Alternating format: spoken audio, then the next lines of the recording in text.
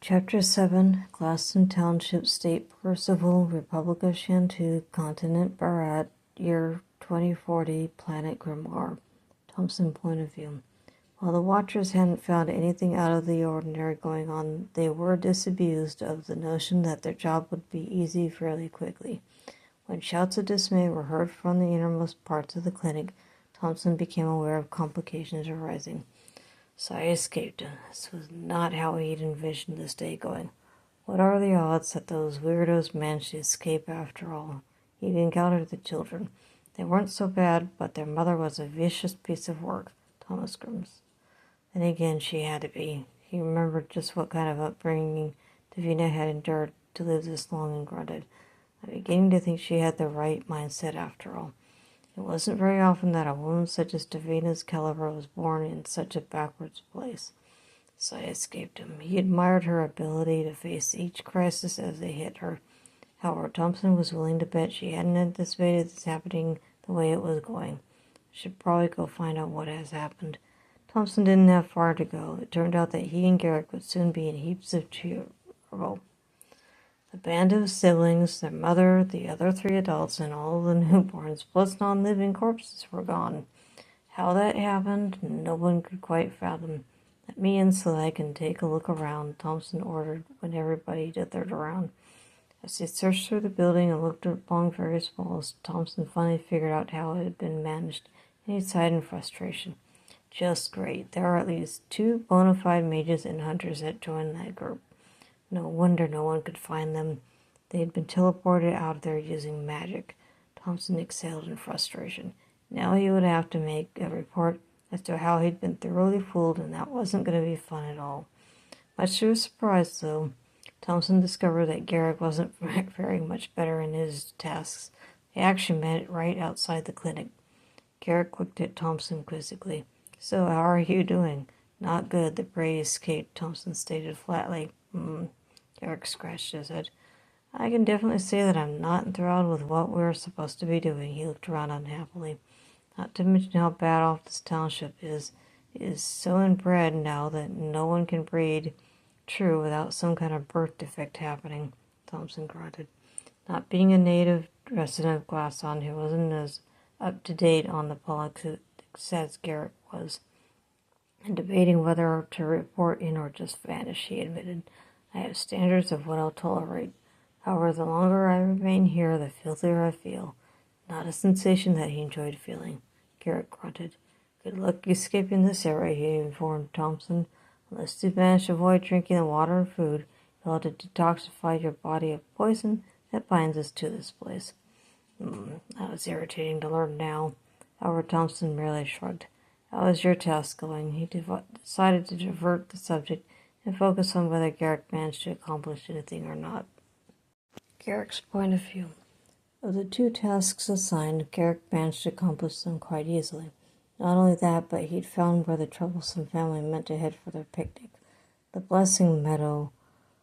He stood on the outskirts of the vast land that only held flowers and decaying trunks from primeval trees long fallen.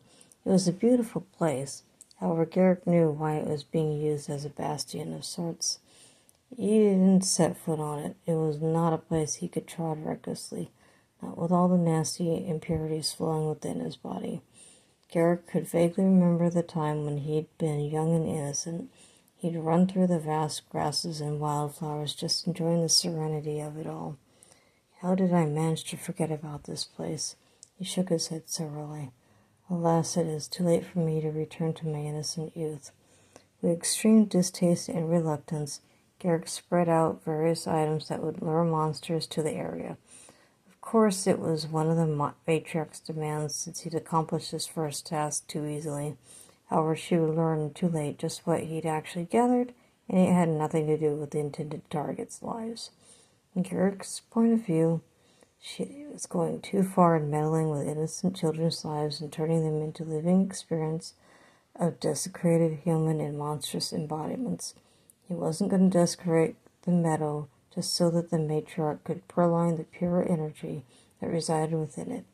Not only that, but he wanted to protect the purity of the meadow that much longer, even if you can no longer walk through it with impunity.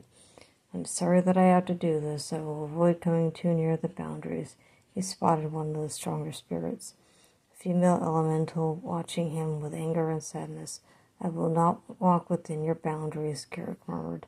I'm not the optimistic youngster I once was. Spirit shook her head at him. You can still mend your ways and change your fate. You know that. Carrick shrugged. Yes, I know. I would have to let my family die in my stead if I did that, though. Not something he was willing to do. Matriarch's point of view. In the biggest manor of the Glaston township, the matriarch settled in her most comfortable chair with a scrying ball on her lap. She listened to everything that was happening. A frown briefly crossed her features, but she glanced off to one side of the office. Darkness would soon fall, and then the monsters would hunt any fools that remained wandering around the various trails. She smirked. It looks as if the illusions are still running on full power.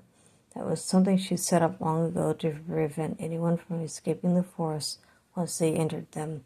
It was a good way to keep nosy strangers from telling the world at large about Glaston's presence and the secrets it contained. Her smirk faded when she tried to find Davina's whereabouts. Well, except for the individuals related to Davina. There was an ominous darkness that blocked all of her attempts. Damn, she actually chose death over becoming my vessel. That shameless wench had chosen to go to the blessing metal after all. What a hassle. The matriarch frowned. A headache throbbed at her temples, forewarning of the migraine that would strike soon. Shall I summon the other candidate to become my vessel? She would have to make a decision soon as to what to do. There wasn't much time left in this current shell she had possessed over 8 decades ago. Sigh escaped the matriarch. I shall wait a few more hours and see if I can retrieve one of the corpses.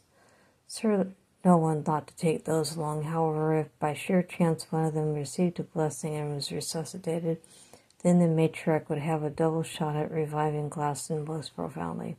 Her eyes gleamed with excitement. I can press my goals of hybridizing humans and monsters to fuse them into a superior being. Then she would make Glaston the capital of a new empire, one that would encompass the entire Barat. I shall enjoy making this happen. The matriarch chuckled as madness engulfed her with darkness. After all, who would even think about turning Barat into another continent only fit to become a hunter's paradise and a mega-continent at that? She sighed because there was a long way to go before that goal was met. After all, she had to find a good way to disrupt those 4 empires that took up the central and northern parts of Barat. Then there were the kingdoms in the western part of Barat. Only the innermost center and southern regions, not part of the Shantu Republic, remained unexplored.